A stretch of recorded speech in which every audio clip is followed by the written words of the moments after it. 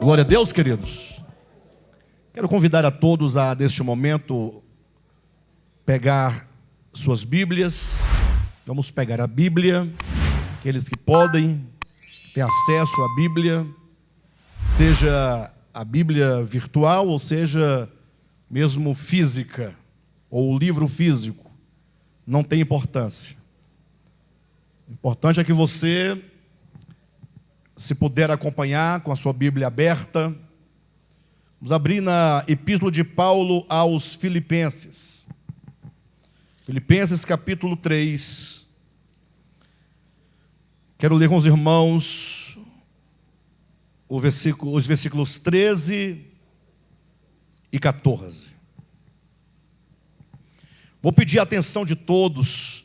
Essa mensagem vai tocar em aspectos bastante práticos, vai falar do nosso cotidiano, vai falar sobre a nossa expectativa frente ao nosso futuro, mais propriamente o futuro imediato, que é o ano de 2022, o futuro próximo a nós. E é importante que os irmãos estejam com o coração bastante aberto, pela simplicidade da mensagem, né? Temos que ter bastante disposição, porque geralmente a gente fica numa expectativa de alguma coisa muito grande, e essa expectativa às vezes acaba nos impedindo de receber a palavra, não é? Mas com simplicidade vamos atentar para o que o Senhor quer nos falar. Capítulo 3 de Filipenses, versículos 13 e 14, dizem assim: irmãos, quanto a mim, diz o apóstolo Paulo, né? Não julgo havê-lo alcançado, mas uma coisa faço, esquecendo-me das coisas que para trás ficam e avançando para as que diante de mim estão, prossigo para o alvo, para o prêmio da soberana vocação de Deus em Cristo Jesus. Mas eu tomei esse texto por introdução ao que nós queremos dizer, uma vez que esse texto, ele nos apresenta pelo menos 3 tempos. Ele fala acerca do passado, ele fala acerca do presente, e ele também fala acerca do futuro. Interessante que no livro Confissões de Santo Agostinho, mais precisamente no livro de número 11, porque nesses livros clássicos, geralmente, os capítulos são chamados de livros. Livro 1, livro 2, livro 3. E no livro 11, portanto, de Confissões, Santo Agostinho, ele fala acerca do tempo. Uma oração belíssima em que ele vai falando com Deus, conversando sobre o tempo com Deus, tentando discernir exatamente o que é o tempo. E o próprio Santo Agostinho, na sua oração, na sua filosofia, na sua reflexão, ele chega à conclusão de que não é possível dizer com exatidão o que é o tempo. Mas o fato é que ele nos leva muito a pensar sobre a questão do tempo. Ele vai apontar dizendo que o passado e o futuro são os chamados tempos da alma, ou os tempos psicológicos, porque, na verdade, diz o Santo Agostinho, que o passado não existe, e o futuro também não existe, e, portanto, o futuro e o passado só podem existir na mente de alguém, na psique de alguém, na alma de alguém, quando a pessoa passa a viver no presente o seu passado, quando ele traz o seu passado e fica ali então ruminando na sua mente, na sua memória, todas as tragédias que ela viveu, ou os sucessos, as tristezas, as alegrias, mas na verdade tudo acontece somente na mente do indivíduo e não verdadeiramente porque é algo que já passou e portanto já não existe. E o futuro diz também Santo Agostinho que também só pode ser vivido na psique humana quando você fica projetando amanhã, projetando o que pode acontecer do modo como você gostaria que acontecesse, mas quando chegar lá, não é futuro, será presente. Então, o futuro também, diz Santo Agostinho, só pode existir na psique humana. De modo que ele conclui dizendo que nem mesmo o presente pode existir. Uma vez que o que nós chamamos de presente é o dia atual no qual estamos vivendo. Mas lembrando que a reunião começou às 18h45 e, portanto, já é passado. Já não existe mais aquele momento. E o que nós chamamos, digamos, são agora 20 horas e 4 minutos. Então, 20 horas e 5 ou 6 ou 10 minutos seria um futuro e não um presente.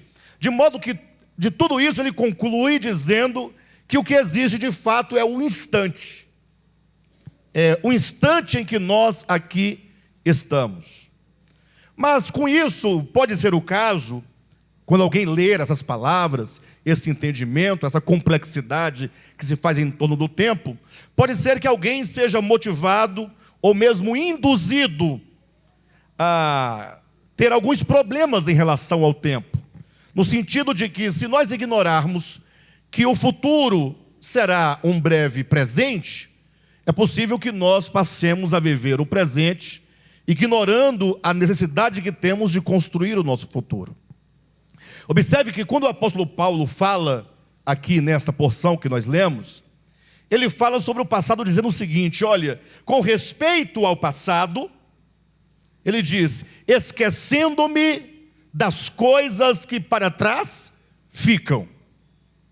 Ora, o que Paulo está dizendo? Quais são as coisas que para trás ficam? No caso aqui de Filipenses capítulo 3, ele está falando das coisas que ele construiu na religião judaica, de todo o status que ele conquistou, de todo o estudo que ele adquiriu, da posição, de tudo aquilo que ele era e representava dentro do judaísmo. Entretanto, esse texto ele tem certamente um alcance muito maior do que isso. Ele diz, esquecendo-me das coisas que para trás ficam. Ou seja, com respeito ao passado, nós não podemos viver de memórias. Quantas pessoas não vivem um presente de sofrimento, de angústia, porque vivem remoendo o seu passado, tendo você a oportunidade no presente de mudar a sua história, de mudar a sua vida, por meio de novas decisões, por meio de novas ações. Não, a pessoa abre mão do seu presente para ficar vivendo e remoendo o passado. Existe uma história que certamente não é verdadeira, Pelo menos em parte não é verdadeira, mas é uma história que ilustra a situação de alguém que, por ficar vivendo no seu passado, perde a chance e a oportunidade de alterar o seu presente e, consequentemente, o seu futuro. Quem contava essa história era o Padre Léo. Não sei quantos de vocês conheceram o Padre Léo, da rede Canção Nova. E ele faleceu de uma doença, não sei qual exatamente, mas ele morreu bastante novo ainda. E deixou muita saudade para quem gostava de ouvi-lo. Um padre que falava muitas coisas boas, com algumas ressalvas, mas eu gostava de ouvi-lo. Era muito bom ouvi-lo. E ele contava a história de um tal de Juvenal.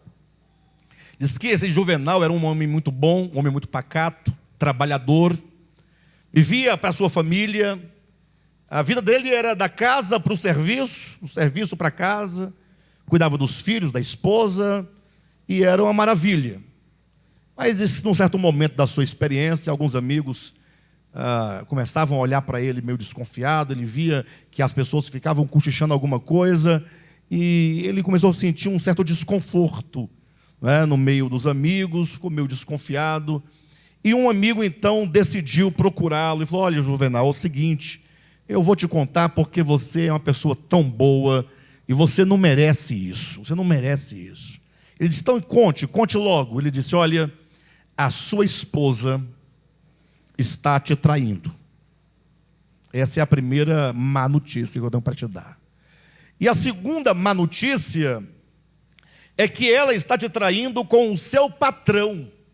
E então Juvenal foi para casa, meio, destruído, e perguntou para a esposa se o que ele havia ouvido era verdade. Ela disse: já que você já está sabendo, já te falaram, então é verdade, verdade. Mas com o meu patrão, com o seu patrão.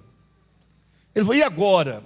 Não, e agora que já você já está sabendo, não faz mais sentido nenhum você permanecer aqui nessa casa. Então você pegue suas coisas e você vá-se embora, porque não tem mais como continuar esse casamento. Bem, a história diz que ele saiu, procurou o patrão dele para tirar uma satisfação. O patrão disse: olha, então não faz sentido você trabalhar na empresa, demitiu também o indivíduo.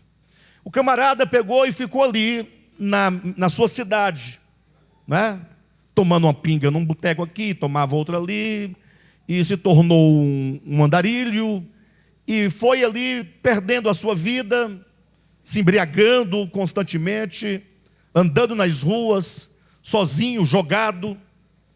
E aí ele ficava todos os dias como que reconstruindo aquela história. Sabe quando você começa a pensar: então, agora eu entendo por que naquele dia... Aí ele começa a fazer as ligações e começa agora a alimentar e a construir na sua mente um filme de longa metragem, o dia inteiro raciocinando as imagens, as ideias ali, e isso foi só destruindo cada vez mais a sua vida, até que um dia ele encontrou uma lâmpada mágica do Aladim. E aqui começa a parte que não é verdadeira da história. Não, mas faz todo sentido a moral no final, faz todo sentido a moral.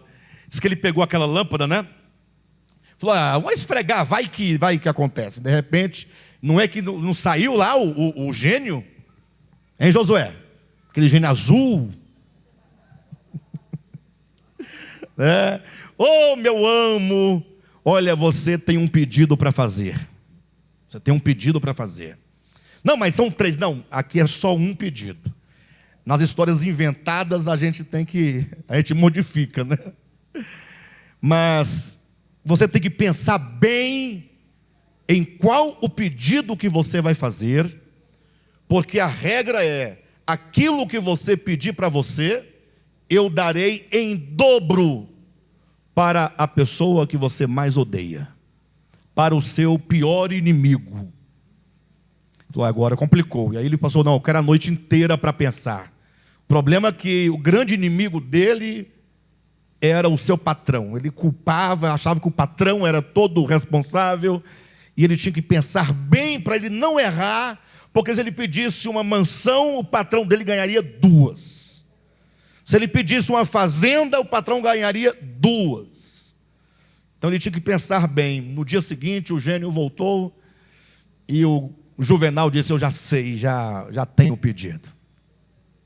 O gênio: mas você tem certeza? Você não quer mais um prazo? Não, eu tenho certeza. Então faça o pedido, mas lembre-se que aquilo que você pedir para você, eu darei em dobro para o seu maior inimigo. Ele: não, eu tenho certeza absoluta, pensei a noite inteira e já estou decidido. Eu quero que você me arranque um olho. Ou seja, o gênio terá que arrancar os 2 olhos do seu inimigo. O que essa história traz de moral, de ensinamento e de reflexão para nós? Ora, que no momento que Juvenal tinha a oportunidade de mudar a sua história, de melhorar a sua história, ele preferiu piorar a sua situação para poder machucar alguém a quem ele odiava.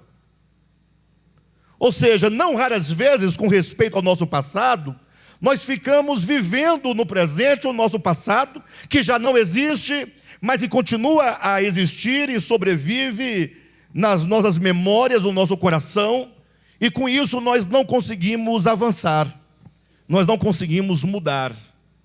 Isso não vale somente para quem traz o seu próprio passado. Não poucas pessoas vivem do passado alheio, lembrando daquele dia, daquela pessoa, e a pessoa não tem nada a ver com tua vida, com nada, e você sempre preocupado com o passado das pessoas, carregando na memória as pessoas, as suas atitudes, as coisas que aconteceram. O apóstolo Paulo diz, com respeito ao passado, ele diz: esquecendo-me das coisas que para trás ficam. Essa é a primeira lição que nós precisamos aprender. Se você quer entrar no próximo ano construindo, sobretudo, uma vida espiritual saudável, se você quer ser bem-sucedido, ter uma vida familiar, uma vida espiritual, uma vida sentimental melhor, você precisa não mais viver o seu passado. Me parece que o Mário Cortella disse que o passado só nos serve como referência. Ou seja, o passado é bom quando você, olhando e vendo o que aconteceu, esse passado te orienta a que você não faça o mesmo no futuro. Mas você tem a oportunidade de mudar a sua vida e, portanto, você precisa, como diz o apóstolo Paulo, esquecendo-me das coisas que para trás ficam. Que tal você, hoje mesmo, colocar um ponto final no seu passado e não carregá-lo mais enquanto culpa, não carregá-lo mais enquanto acusação, não carregá-lo mais enquanto memórias que ferem, que ofendem, que machucam, que travam o seu viver. E ele continua então dizendo aqui, o apóstolo Paulo, que com respeito ao presente, interessante que ele não vai colocar um presente perfeito, acabado, ele diz: irmãos, quanto a mim não julgo havê-lo alcançado, mas uma coisa faço, esquecendo-me das coisas que para trás ficam e avançando para as que diante de mim estão, prossigo para o alvo, para o prêmio da soberana vocação. Ou seja, ele diz aqui agora num presente contínuo. Ou seja, se o passado ele se esquece, se ele apaga o passado, se ele deixa para trás o passado, ele faz do presente um avançar e um prosseguir. Como que alguém perguntasse para você: o que você está fazendo? Você diga: eu estou avançando. É o meu presente. Mas veja que o avançando não é um avancei, não é um avançar. É um avançar que vai avançando, vai continuando. Não é? É um presente que continua em direção a um alvo, em direção a um objetivo. Ou seja, é preciso que nós saibamos que o nosso presente, ele tem nele as raízes dos frutos que nós colheremos no futuro. Ou seja, ele diz, o apóstolo, né? Eu estou avançando, prosseguindo para o alvo, para o prêmio da soberana vocação. E aqui há um problema que nós, seres humanos, enfrentamos constantemente. É que nós estamos sempre projetando o futuro. Observa que toda a nossa vida e toda a nossa experiência é um projetar. Amanhã eu vou fazer isso, não é? Vou comprar, vou casar, vou realizar, isso vai acontecer, ao sair daqui vou passar na casa de alguém.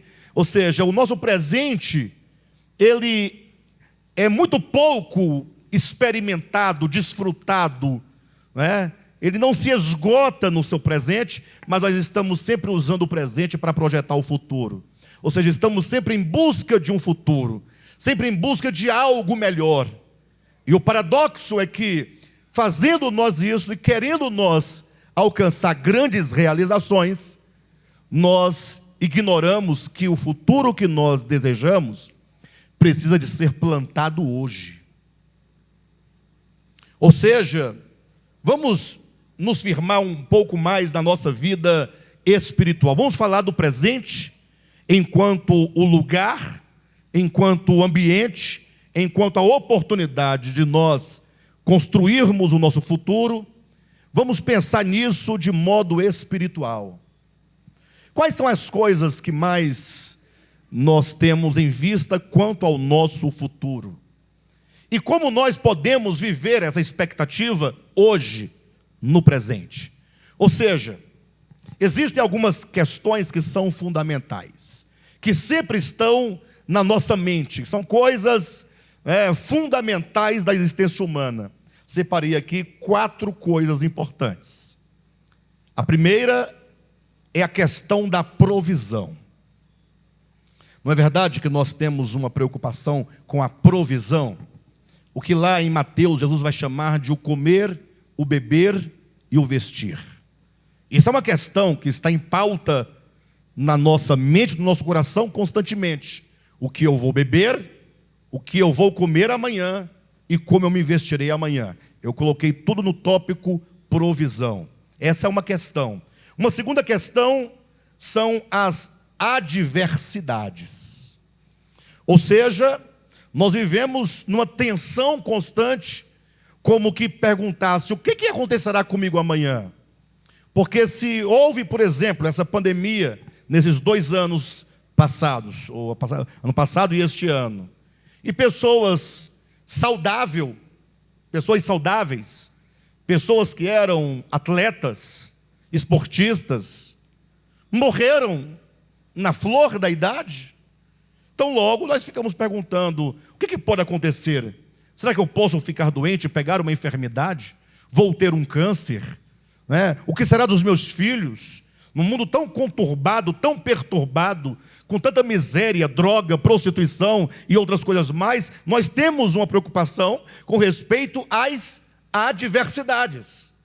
Então, eu coloquei a provisão, segundo, as adversidades, que aqui entra qualquer tipo de situação difícil, problemática, e a terceira, essa inevitável, não podia faltar. A primeira é a provisão. A segunda, as adversidades. E a terceira, a morte. Não é algo que está aí para frente? Para trás não pode estar. Agora também não é o que eu estou falando. Está para frente. Então colocamos a provisão, as adversidades, a morte, e quem sabe qual é a quarta? Está no óbvio, né?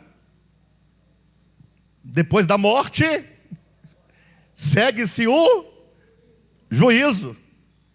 É uma questão da eternidade, uma questão de nós prestarmos contas de tudo aquilo que nós vivemos, que nós fizemos. Eu quero então considerar essas 4 questões no sentido de que, como essas 4 questões podem ser de alguma maneira facilitadas para nós podemos aqui alcançar um certo sucesso quanto à provisão, quanto às adversidades, quanto à morte, quanto ao juízo, mas partindo do hoje.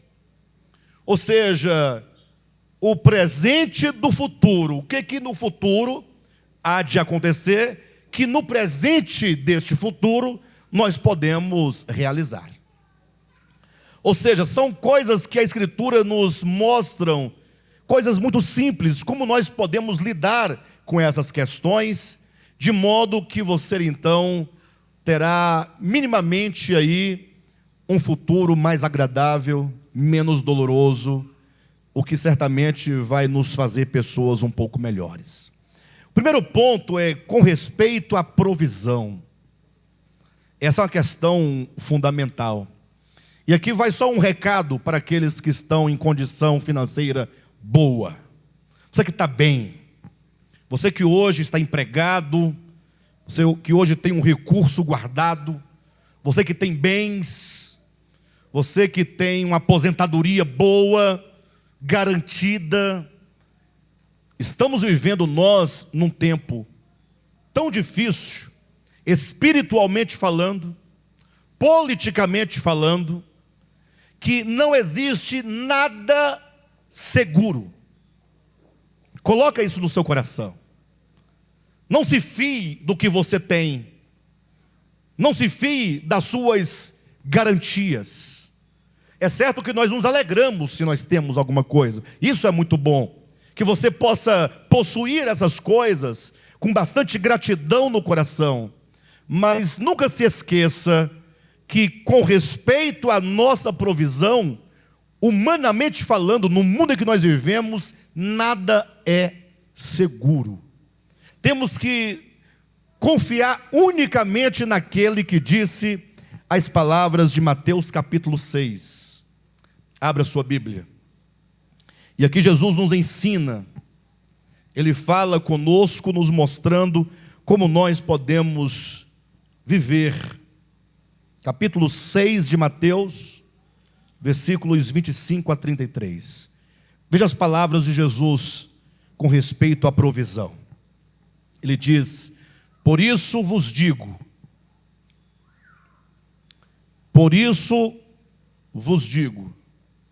não andeis ansiosos pela vossa vida, quanto ao que haveis de comer ou beber, nem pelo vosso corpo, quanto ao que haveis de vestir.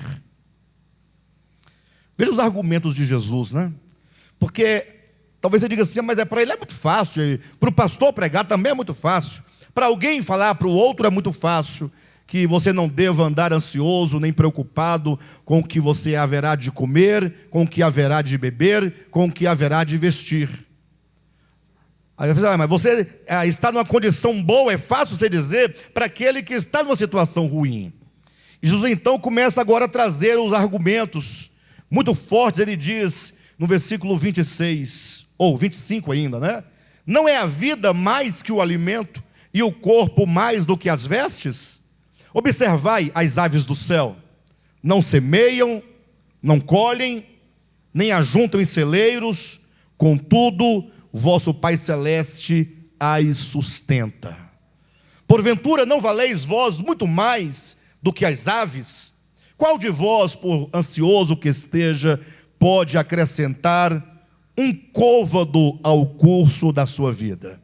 E essa pergunta de Jesus tem que ser atualizada. Nós temos que fazer essa pergunta hoje aqui.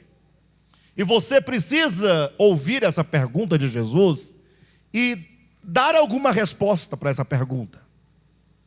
Ele está dizendo: qual dentre vós,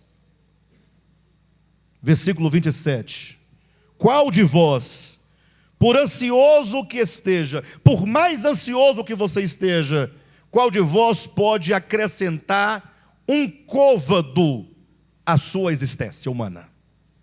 Para quem não sabe o que é um côvado, são aproximadamente 40 centímetros. Ou seja, se você está aqui, a pergunta é: qual de vós pode garantir que você dê um passo agora? Quem pode dizer: eu posso dar um passo de mim mesmo? Vai que nessa passada você já tropeça o pé e já cai, não é? Em outras palavras, Jesus está dizendo que a ansiedade não é um remédio para a solução dos problemas com relação à provisão. Ele está dizendo: olhem para os campos, olhem para os lírios, olhem para os pássaros, como que Deus cuida de todos. Olhe para você, não é a vida mais que o alimento? Sim ou não? A vida não é maior que o alimento? E não é o corpo maior do que as vestes? E quem te deu então aquilo que é maior, que te deu o corpo, te deu a vida, não dará também juntamente o alimento? Por isso que ele vai dizer então, no versículo 28, e por que andais ansiosos quanto ao vestuário? Considerai como crescem os lírios do campo, eles não trabalham nem fiam. Eu, contudo, vos afirmo que nem Salomão, em toda a sua glória, se vestiu como qualquer deles. Ora, se Deus veste assim a erva do campo, que hoje existe e amanhã é lançada no forno, quanto mais a vós outros, homens de pequena fé? Portanto, não vos inquieteis dizendo: que comeremos, que beberemos, ou com que nos vestiremos?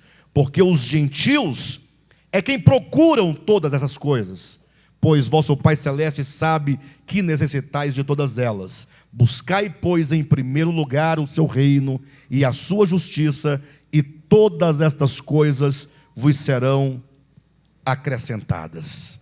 Esse ministério é uma prova, O DEVAP é uma prova do que esse texto está dizendo. Porque se você comparar o DEVAP, enquanto ministério, com uma família, em que sentido a comparação? Ora, numa casa você tem as suas despesas ordinárias, não tem? Todos os meses tem que pagar o aluguel, ou a prestação da casa, ou a conta de energia, a conta de água, o gás, o alimento, o IPVA. Ou seja, nós estamos sempre pagando contas. E o DEVAP, enquanto uma organização, no sentido material da coisa, também tem as suas necessidades materiais.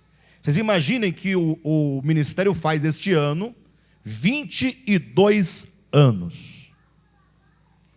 Ele nasceu em 1999. Lembra, Roserene Juracê? Dos primeiros começos? Dos primeiros passos?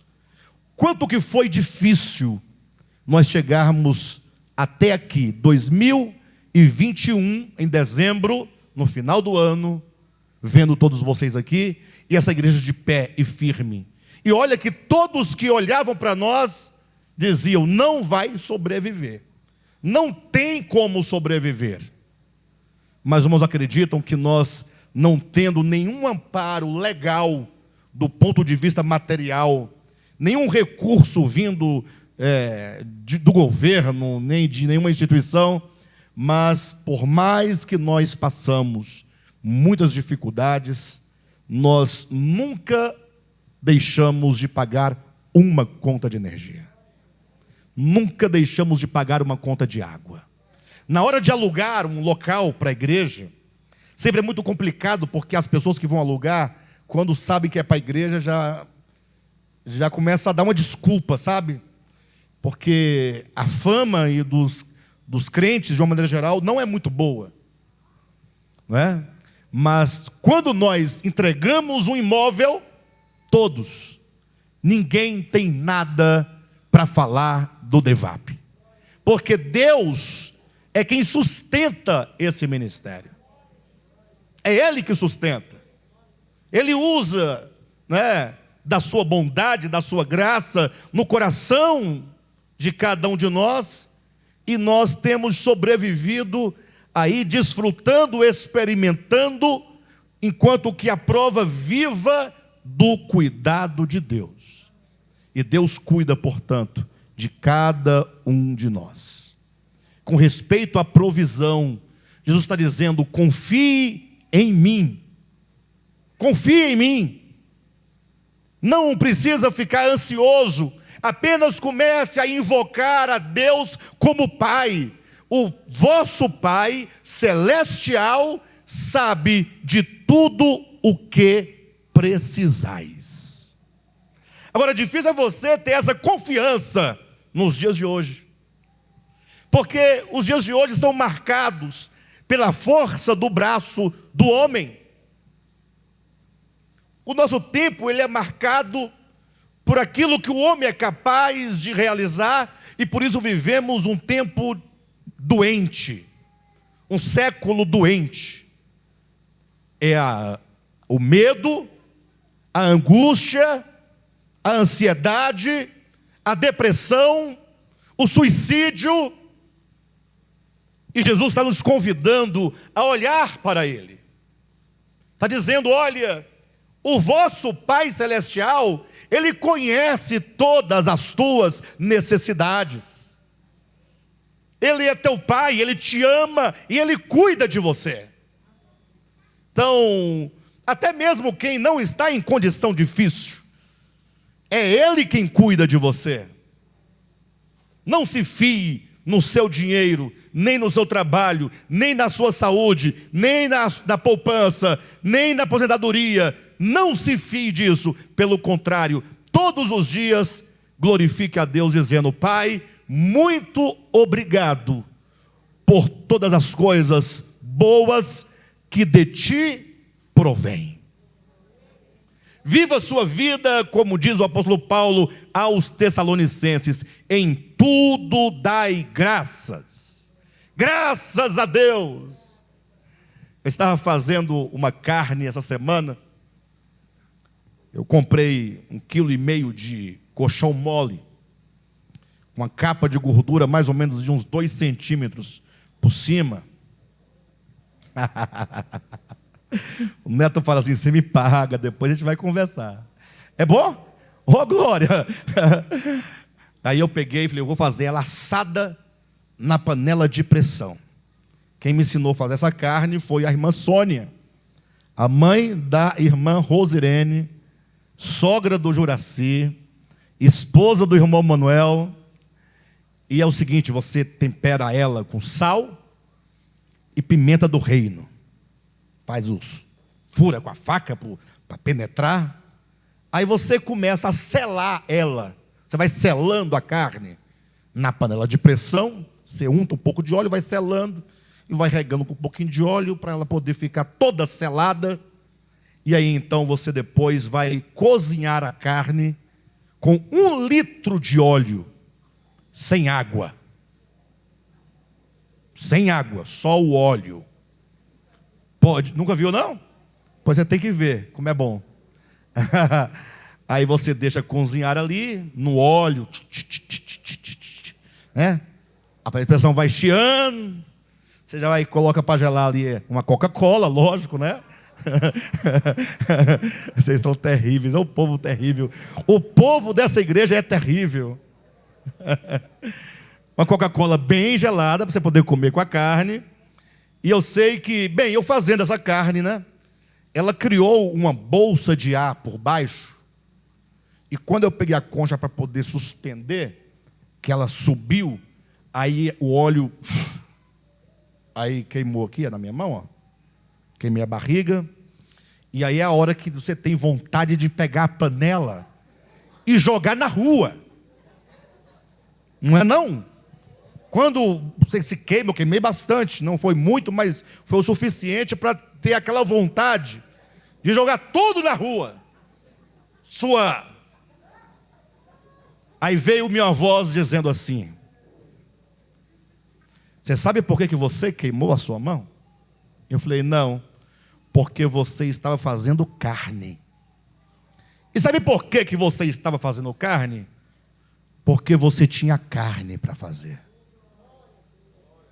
Porque se você não tivesse carne para fazer, não estaria fazendo a carne. Não estando fazendo a carne, não se queimaria. Então glorifique a Deus. E por que eu vou ficar blasfemando, murmurando, se só foi 2 pedacinhos, 2 corinhos? Tem pessoas que estão com o corpo todo queimado. Então, em tudo dai graças. Aí eu glorifiquei: Senhor, obrigado pela carne. E obrigado, Pai, porque só foi 2 corinhos. Ou seja, sermos gratos a Deus por tudo. Encontrar um motivo, uma razão para glorificar a Deus. Esse reconhecimento que tudo provém do Pai, que o Pai nos ama, que o Pai cuida de nós, vai guardar a nossa alma de vivermos por nós mesmos e vivermos ansiosos. Bem, nessa mesma linha, há a questão das adversidades.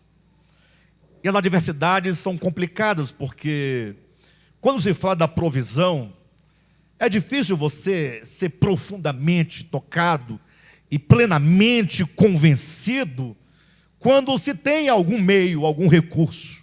Fala a verdade. Nós falamos, tudo vem de Deus, nós sabemos disso e confessamos isso, mas enquanto você tem um dinheiro sobrando, né, você ainda está meio seguro. Mas quando fala das adversidades, essa ninguém escapa, ou desta ninguém escapa. Porque o que pode nos acontecer, não é? O que pode nos sobrevir, muitas coisas que o dinheiro não resolve, ou não impede que aconteça conosco, com nossas famílias, com nossos filhos. E é um texto que nos ensina a viver bem hoje, com respeito a esse futuro que nenhum de nós conhecemos. Filipenses capítulo 4, abra sua Bíblia rapidamente. Filipenses capítulo 4, versículos 4 a 7, que dizem assim, olha que maravilha. Com respeito às adversidades, tá, irmãos? Quem aqui sabe que podem vir muitas adversidades no próximo ano. Essa pandemia pode, que está fingindo que está acabando, ela pode explodir e você pode ir embora. Sabe disso? Pode vir outra pandemia, pior do que essa. E se nós lermos o Apocalipse, inclusive, ele nos deixa claro que o que está acontecendo é apenas o princípio de algo muito maior que vai acontecer. E se você não quiser estar aqui, a melhor maneira é você ir rápido. Não é? Capítulo 4 de Filipenses, versículo 4, o apóstolo Paulo diz: alegrai-vos sempre no Senhor. Isso aqui é um remédio, viu, irmãos? É um remédio. Alguém perguntou, mas como eu posso me alegrar? De que maneira eu posso me alegrar? Perdi uma pessoa a quem eu amo. Se eu estou vivendo sempre num conflito, numa insegurança, numa incerteza, como? Ele diz, alegrai-vos no Senhor. A nossa alegria, a nossa satisfação, a nossa segurança está em Deus. E não exatamente nas circunstâncias fortuitas, passageiras, temporais. Veja como a Escritura está sempre nos trazendo para Deus, como quem converge o nosso olhar para Deus. Não é possível viver bem, viver saudável no nosso século, se você não voltar seus olhos para Deus. Alegrai-vos no Senhor. Outra vez vos digo, ou outra vez digo, alegrai-vos. Seja a vossa moderação, o vosso equilíbrio, a vossa equidade, conhecida de todos os homens. Ou seja, olha à sua volta, olha o nosso tempo, quantos conflitos, quantas incertezas. E o apóstolo Paulo diz, alegrai-vos no Senhor, e que a sua moderação, o seu equilíbrio, seja conhecido de todos os homens. Perto está o Senhor. E olha a certeza e a segurança. Imagine só a pessoa no meio da adversidade, dos conflitos, da insegurança, da incerteza, e você com bastante moderação, bastante equilíbrio, uma alma equilibrada. E alguém pergunta, mas como pode, diante de tantos problemas e tantas angústias, de tantas incertezas, e você está assim equilibrado? E você responder, porque o Senhor está perto de mim. Esse perto está o Senhor, ainda que muitos exegetas apontam para a vinda do Senhor, que o Senhor está vindo, não me parece ser o sentido do texto que está tratando dos dias atuais, do momento que nós vivemos. Ou seja, você precisa se alegrar no Senhor, você precisa mostrar o seu equilíbrio diante de todos os homens, porque Deus está perto, Deus está do seu lado. Nós temos que resgatar, meus queridos, essa confiança que já não mais existe nos nossos dias. Infelizmente, já foi o tempo, talvez há 30 anos ou mais, em que se via um cristão com tamanha confiança na pessoa de Deus. Porque todas as facilidades que este mundo nos traz, ele traz consigo um certo esfriamento da nossa fé. Ou seja, nós vamos adquirindo mais e mais confiança em nós mesmos e vamos deixando de lado aquilo que parece não ser seguro ou não ser real. Porque ou nós colocamos em dúvida que o Senhor vai fazer, o que Ele pode fazer, ou então que nós simplesmente ignoramos essa possibilidade. O apóstolo Paulo diz, porque perto está o Senhor. E o 6 ele diz, não andeis ansiosos de coisa alguma. E ele dá uma receita, um modo, como você pode praticar a não ansiedade. Ele diz, em tudo, porém, sejam conhecidas diante de Deus as vossas petições, pela oração e pela súplica com ações de graças. Ou seja, é basicamente aquilo que está no Salmo de número, salvo engano, 35. Se não for este o Salmo, os irmãos me perdoem. mas é o texto que diz, né? Confia no Senhor as tuas obras, o teu dia, a tua vida, né? Entrega ao Senhor o teu caminho. Essa é a ideia. Confia nele e tudo ele fará. Temos que resgatar essa confiança.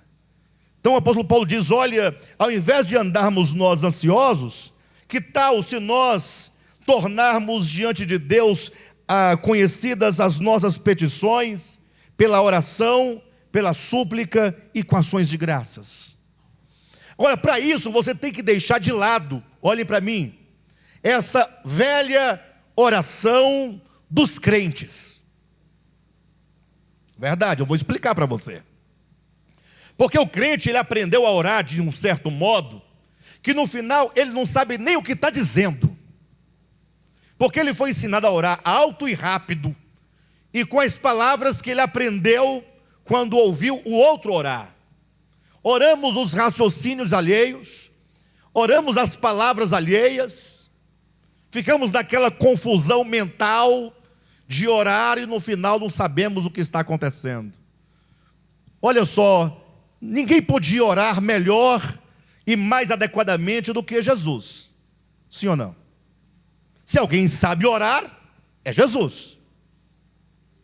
E também tem tantos exemplos de oração na Bíblia, e nenhuma delas você vai encontrar uma oração desvairada. Jesus dizia, Pai, graças eu te dou porque o Senhor sempre me ouve. Ou seja, ele está falando com o Pai. Orar é falar com o Pai. É conversar com o Pai. Por que quando você conversa comigo, você conversa normal? E quando vai orar, você se transforma. Meu Deus e meu Pai, nessa noite, ninguém chega para mim, Alexandre, nesse dia eu quero te falar que eu estou. Ninguém faz isso.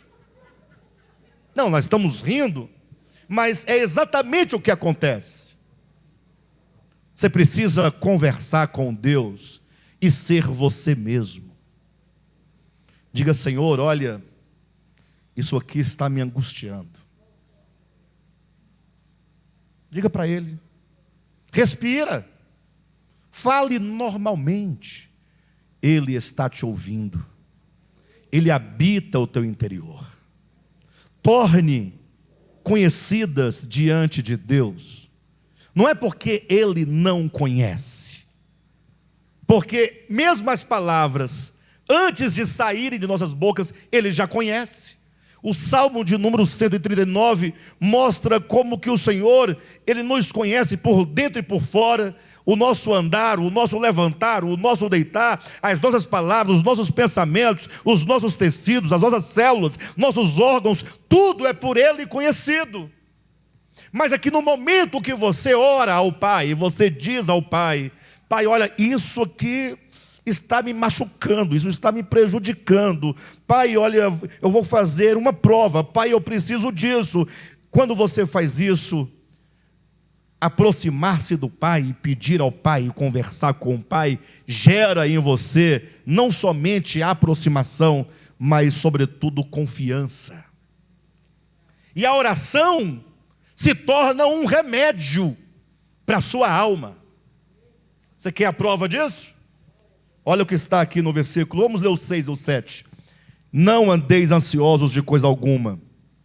Em tudo, porém, sejam conhecidas diante de Deus as vossas petições, os vossos pedidos, pela oração e pela súplica, com ações de graças. Versículo 7. E. Tem um E aí? Tem um E na sua Bíblia? Tem um E ali? E. Esse E é forte. Esse E é profundo. Nós temos que ler assim, olha. Não andeis ansiosos de coisa alguma. Antes, tornai conhecidas diante de Deus as suas petições, as vossas petições, com oração, com súplica e com ações de graças. E o que vai acontecer? E a paz de Deus. O mundo, queridos, precisa de paz. E por que o mundo não tem paz? Ora, porque o mundo, diante dos desafios que o século que vivemos nos impõe, ele anda ansioso, desesperado, para conquistar aquilo que todo mundo exige que você conquiste. Porque a gente vive num mundo em que temos que conquistar. Ou você conquista ou você é um vagabundo. Começa no seio da família, a pressão do pai, da mãe sobre os filhos, do irmão contra o irmão, da cunhada contra a cunhada. E aí você começa nesse desespero, nessa ansiedade, nessa angústia. E você tem que confiar no seu braço, na sua força, na sua capacidade. E aí você adoece. Aí o mundo adoece. E Paulo diz, olha, torne conhecidas diante de Deus as vossas petições pela oração, com súplica, com ações de graças. E quando você fizer isso, a paz de Deus, que excede todo entendimento, nenhum entendimento humano é capaz de compreender como se pode ter paz num mundo tumultuado em que nós vivemos. Tudo caindo, tudo despedaçando. Cai 10.000 à sua direita, 1.000 à direita, 10.000 à esquerda, e você no fogo cruzado, andando pelo vale da sombra da morte. E a paz de Deus, que excede todo o entendimento, guardará os vossos corações e a vossa mente em Cristo Jesus, o nosso Senhor. E a paz de Deus vai guardar o seu coração e a sua mente, saúde mental, paz no coração. Mas aqui está o segredo para o problema das adversidades que não chegaram, mas que nos atormentam, só em pensarmos na possibilidade de um mal que nós não conhecemos e que não sabemos de onde vem, mas que poderá vir. E aí você precisa orar, fazendo conhecidas as suas petições diante de Deus. Pastor, mas se eu fizer isso, eu ainda posso morrer? É a pergunta, né? Pode, tem mais, você é um forte candidato. Não somente você pode morrer, como você vai.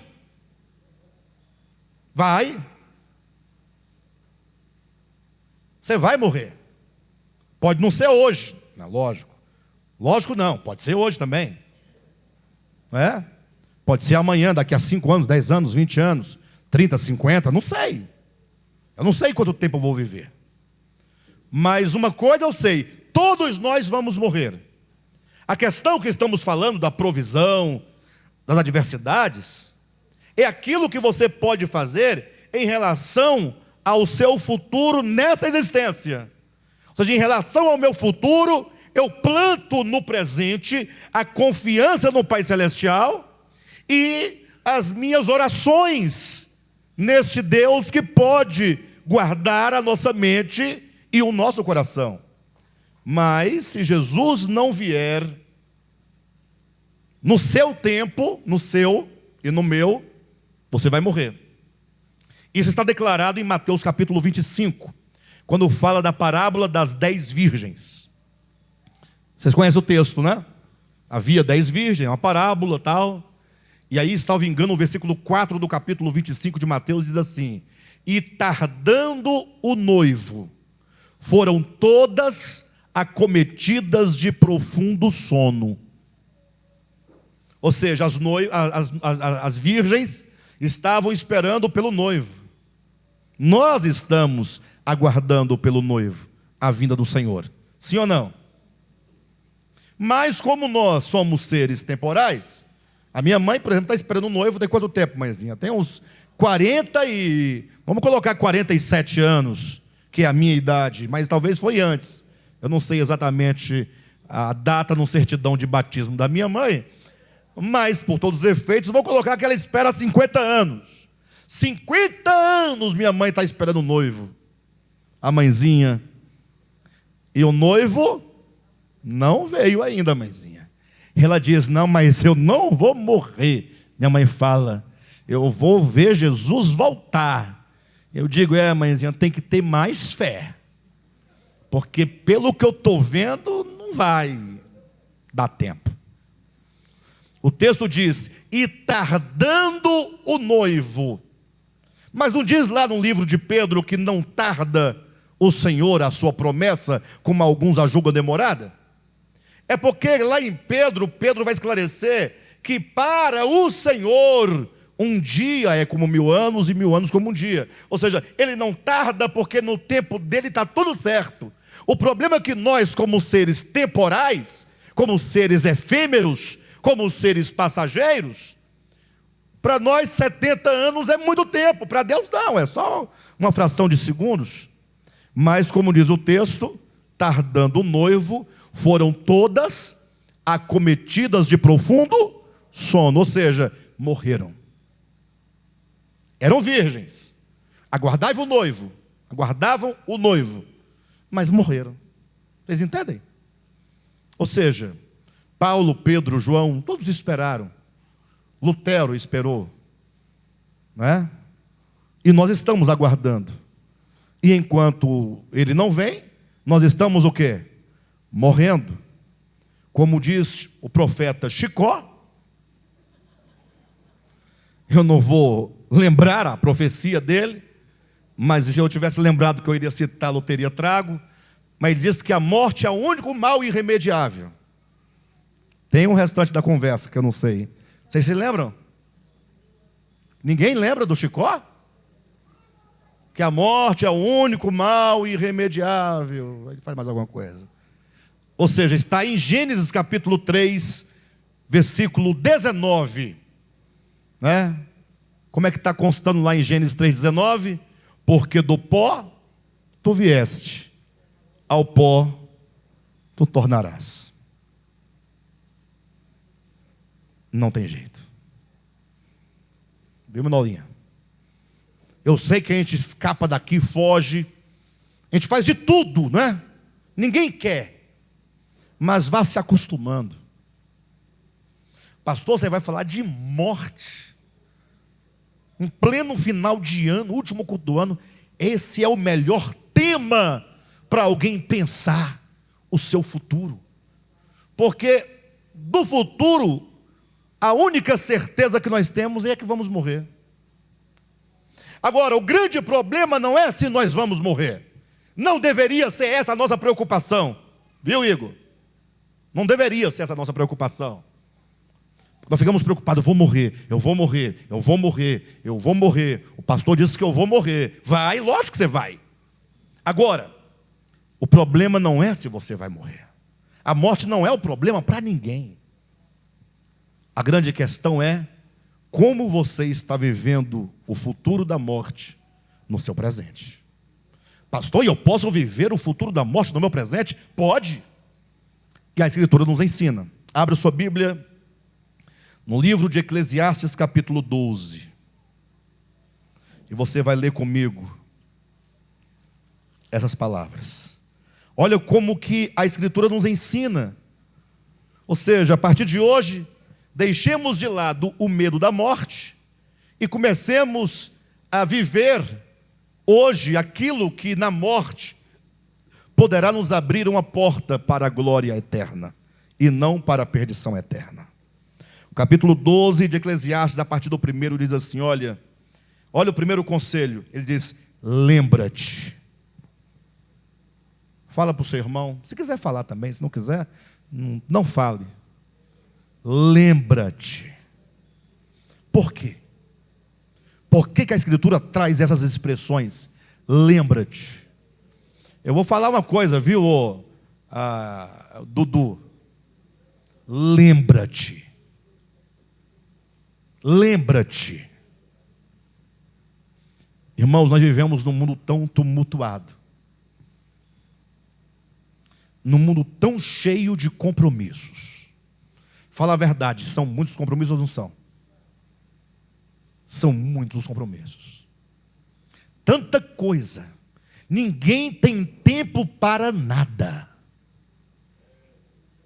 Ninguém tem tempo para nada. Você está aqui hoje porque você fez um esforço descomunal. Certamente tinha convite para ir para o churrasco, para ir para a balada, para ir para a casa de um parente, para ir para o pontão, para a adega da cachaça. A adega da cachaça. Para comer o restante da ceia. Mas a Escritura está dizendo para você e para mim, lembra-te. Poxa vida, você trabalha feito um louco. O restinho de tempo que está sobrando, você inventa uma coisa para encaixar, para não sobrar tempo. Às vezes nem para a família nós temos tempo. Que dirá para Deus, essa coisa abstrata, que ninguém sabe lá, sei lá do que. Ou não. Ou não é assim que nós pensamos? Olha a palavra, lembra-te do teu Criador, nos dias da tua mocidade. Ou seja, não espera a você adoecer, envelhecer, ficar prostrado numa cama.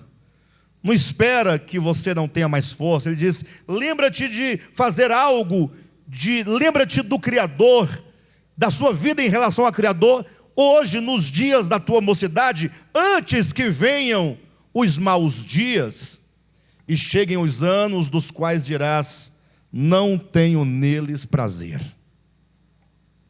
Porque vai chegar um dia, se você conseguir driblar a morte, que você não vai ter prazer mais em nada. Todo mundo correndo, comprando roupa de Natal, roupa de Papai Noel, roupa de Mamãe Noel, comprando presente, peru, chester, pernil. E você deitado numa cama, sem ânimo, sem vontade, sem saúde, não pode ir para lugar algum. Não tem vontade de comer nada, não quer ver ninguém.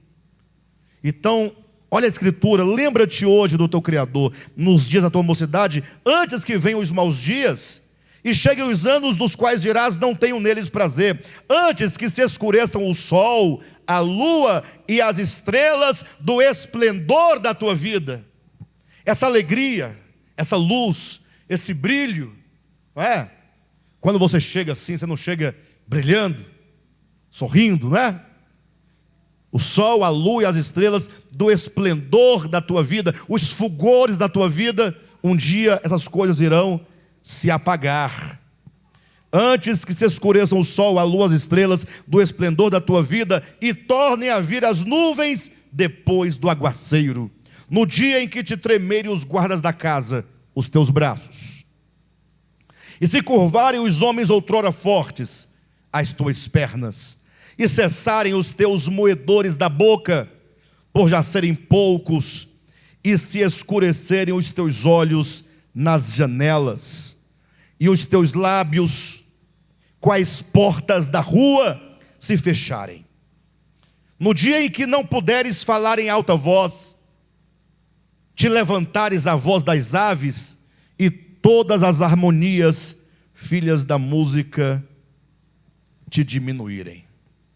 Fico vendo aqui essa turma que canta tão bem, né? Uma voz tão firme, tão forte, tão poderosa. Voz poderosa. Sim ou não? Voz poderosa. Vai chegar um dia que vão estar cantando, viu, Andresa e Andréia? e as meninas Dila e todo mundo, vocês tudo aí. Igual aquela veinha do Titanic no final do filme. Quem não sabe vai assistir o filme Titanic. E a Rose, que está contando a história do filme, no final ela está lá. As harmonias, filhas da música, acabam. Fica só aquela... Vai ouvindo aí, pessoal. Versículo 5. Como também quando temeres o que é alto, e te espantares no caminho, e te embranqueceres como floresce a amendoeira, e o gafanhoto te for um peso, e te perecer o apetite, porque vais à casa eterna, e os pranteadores andam rodeando pela praça. Antes que se rompa o fio de prata, e se despedace o copo de ouro, e se quebre o cântaro junto à fonte, e se desfaça a roda junto ao poço, e o pó volte à terra como o era, e o espírito volte a Deus que o deu. Pastor, mas qual é o segredo? Porque só nos colocou medo, né? Qual é o segredo desse texto? São as primeiras palavras do capítulo 12, versículo 1. Lembra-te do teu Criador. Lembra-te dele. Entenda que, como disse Jesus no texto citado anteriormente, nós não podemos alterar um côvado da nossa existência. Ou seja, se eu sei que eu sou temporal, sou limitado, sou passageiro, sou efêmero, então vamos nos agarrar àquele que é eterno. Vamos nos agarrar àquele que pode.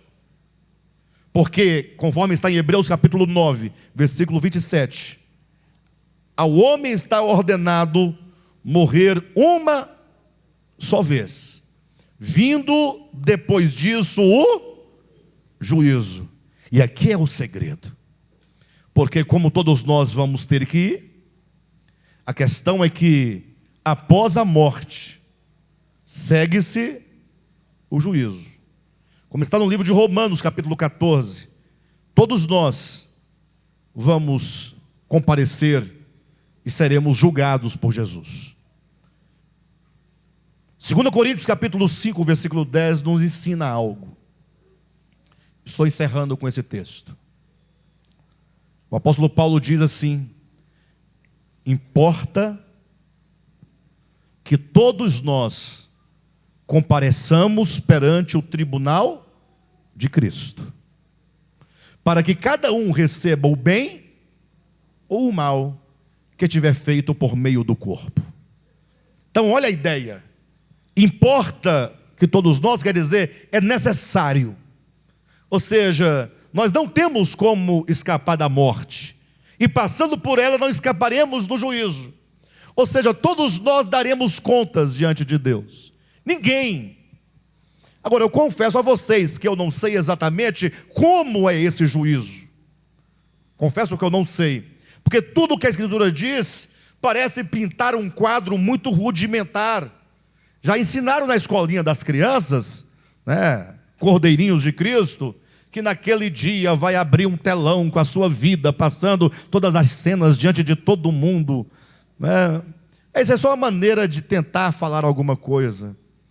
Eu sei que também o apóstolo Paulo ensina em 1 Coríntios capítulo 3, que todas as nossas obras estão passando pelo fogo neste momento, elas estão sendo provadas neste momento. Mas o fato é que, independentemente de como se dará essa questão do juízo, o fato é que todos nós daremos conta. Ou seja, ninguém poderá dizer: mas é porque a Natália, Deus, é a Natália. Não esqueça a Natália, é você. É aqui você. Porque nós vivemos muito a nossa vida pelo outro. O que o outro disse, o que o outro fez, o que o outro falou, o que o outro tentou fazer, e nós vamos dando desculpas. Alguém fala: pastor, mas o texto que você citou de 2 Coríntios 5, versículo 10, não nos dá uma saída de como podemos viver esse juízo no presente. Lá fala que nós vamos comparecer. Mas o texto diz: para que cada um receba segundo o bem ou o mal que tiver feito por meio do corpo. Então, esse texto remete ao hoje. Hoje você está no corpo. Né? Usando um termo geral, que ninguém me interprete mal, você está encarnado. Ai, pastor, não estou não. Então sai para lá, uma penada. Se você não está encarnado, né? Encarnado é em carne. Está certo, Josué? É isso mesmo? Etimologicamente falando? Filologicamente falando também? Em carne. Eu não falei reencarnado. Você que está em carne. Quando diz, para que cada um receba o bem ou o mal que tiver feito por meio do corpo. Então é hoje que nós decidimos o juízo. É hoje a sua escolha. Ou seja, nós podemos viver o futuro no presente, no sentido de que tudo o que nós fizermos, tudo o que nós vivermos, tudo o que nós falarmos, do modo como nós procedermos, estamos hoje como que plantando uma semente para colhermos no futuro. Espero que essas palavras nos ajudem a caminhar no próximo ano. Amém?